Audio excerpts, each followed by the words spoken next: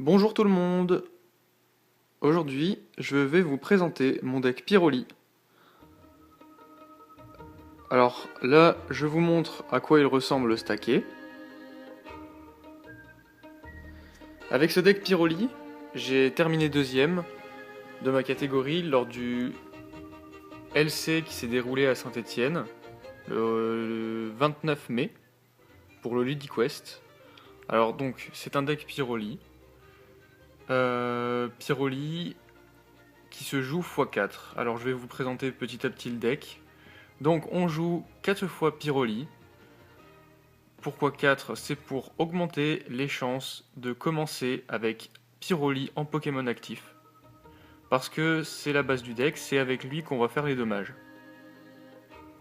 Donc Pyroli, il a un talent qui est Torche. Et une fois par tour, on peut déplacer une énergie d'un des Pokémon vers Pyroli.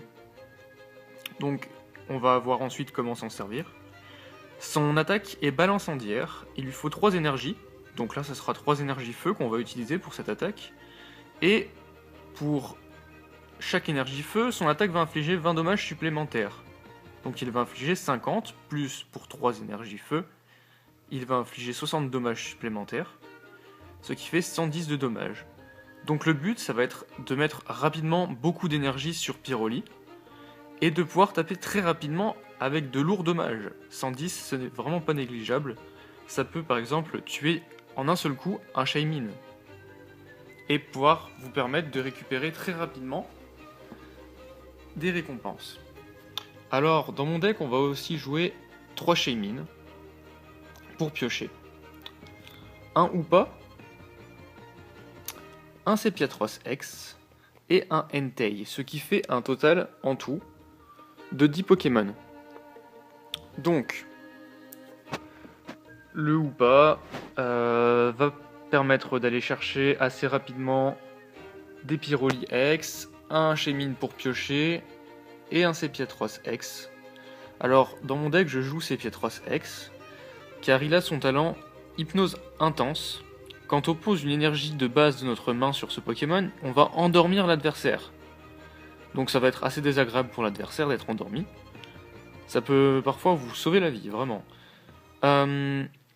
Et même si on pose une énergie feu de notre main sur Sepiatros, donc Sepiatros on ne pourra pas attaquer avec son attaque, puisque Maxatros nécessite des énergies obscures, et qu'on ne joue dans ce deck aucune énergie obscure. Mais le but va être seulement d'endormir l'adversaire, et de lui poser des problèmes. Et donc même si on pose une énergie sur ce Sepiatros, de toute façon on va récupérer l'énergie via le talent Torche de Pyroli. Donc c'est pas une énergie perdue, au contraire. C'est très pratique, ça. On endort l'adversaire et on n'utilise aucune énergie pour ça, puisqu'on va le récupérer avec le Pyroli. Et notre dernier attaquant est Entei. On va surtout l'utiliser pour son attaque brasier de combat qui inflige 20 dommages pour chaque Pokémon de banc de l'adversaire, donc on peut très rapidement infliger 120 dommages à l'adversaire. S'il a son banc complet, donc s'il y a 5 Pokémon de banc, il inflige 100 dommages supplémentaires plus 20, donc 120. Ça permet d'avoir un attaquant de type feu, autre que Pyroli, qui ne soit pas un Pokémon X. Et du coup, si l'adversaire le tue, il ne récupérera qu'une seule récompense. Ça permet de gagner du temps. Voilà, ensuite on joue 4 Cherche VS, donc c'est la base d'à peu près tous les decks, hein, jouer 4 Cherche VS, ça permet de récupérer les supporters qu'on a déjà utilisés dans la défausse. On va jouer le deck avec 4 réducteurs de combat. Alors, en fait, ce deck, on va le jouer avec des forgerons, donc j'en joue 2, et des énergies feu. En fait, on va défausser directement de notre deck très rapidement via le réducteur de combat les énergies feu, pour pouvoir ensuite jouer le forgeron, qui permet de récupérer 2 énergies feu de la défausse et les attacher à un de nos Pokémon feu. Donc voilà, on peut faire l'attaque d'Entei directement en lui attachant 2 énergies feu d'un seul coup. Ou on peut mettre 2 énergies feu sur Pyroli directement, plus attacher une énergie de notre main sur Pyroli, donc il a 3 énergies. Plus, si on a une énergie sur un des Pokémon de banc, on peut activer l'effet de Pyroli et avoir 4 énergies feu en un tour, c'est-à-dire faire 130 de dommages. Donc voilà, c'est l'intérêt du réducteur de combat et des forgerons. Ça sert à augmenter la rapidité de sortie du deck. Donc, comme dans tous les decks, on va aussi jouer 4 Hyper Ball pour aller chercher Shaymin ou pas. Ou alors, si on n'a plus de Shaymin ni ou pas, récupérer des Pyroli ou les autres Pokémon. Voilà. Ensuite, on va jouer dans ce deck 4 Max Elixir. Ça va beaucoup accélérer le deck. On va regarder les 6 cartes du dessus de notre deck et attacher une énergie de base que l'on y trouve à un Pokémon de base sur notre banc. Donc, imaginons qu'on a un Pyroli en actif et n'importe quel autre Pokémon sur notre banc. On attache, via le Max Elixir, si on a réussi à trouver une énergie feu dans les 6 cartes, une énergie feu sur un de nos Pokémon de banc et on peut le récupérer immédiatement via le talent torche de Pyroli en actif. Son talent torche d'ailleurs à Pyroli va pouvoir permettre de sauver ses énergies aussi. Imaginons que nous ayons un Pyroli en actif qui va assurément mourir au prochain tour. Alors, pour éviter de perdre nos énergies, on peut utiliser le talent torche de nos autres Pyroli qui sont sur le banc et sauver. Donc si on a un Pyroli en actif et 2 Pyroli sur le banc, on va pouvoir sauver 2 énergies qui vont forcément être défaussées au prochain tour si le Pyroli actif meurt. Donc voilà, on peut s'en servir de bien des manières de ce talent. Ensuite, on va jouer 3 courriers du dresseur qui vont permettre d'accélérer le deck. Donc on va aller chercher, en révélant les 4 cartes du dessus du deck, on va pouvoir révéler une carte dresseur et l'ajouter à notre main. Ensuite, on va jouer des terres brûlées. Ça va nous permettre d'accélérer le deck en défaussant des énergies feu et en piochant 2 cartes. Donc ça permet à la fois d'avoir une pioche supplémentaire dans le tour, et en même temps de défausser ces énergies feu pour utiliser le forgeron. Ensuite, dans ce deck, on va jouer 2 ceintures furie combatives qui vont augmenter de 40 les PV de nos Pokémon de base et infliger 10 dégâts supplémentaires. Donc c'est toujours utile. Hein. On va jouer aussi une vulnassurance au cas où on tombe sur un deck haut, comme il y a beaucoup de water tool qui se joue beaucoup là actuellement, des Crapustules, etc. Les Pokémon hauts sont de sortie, avec notamment le Palkia X qui est très fort. Donc voilà, donc la vulnassurance qui peut aussi nous sauver face à un Amphinobi, qui est vraiment très joué. Donc ensuite, des pierres allégées, pour sauver nos Hoopa, Sepiatros ou Shaymin qui seraient en actif. Donc, par exemple s'ils se sont fait attraper par un Lysandre, ou alors si vous avez start avec un de ces Pokémon, vous avez dans le deck des pierres allégées pour pouvoir avoir des coups de retrait gratuits. Voilà, ensuite on joue 3 professeurs Platane. Voilà, c'est la base à peu près tous les decks aussi, hein. On défausse sa main, on pioche cette carte.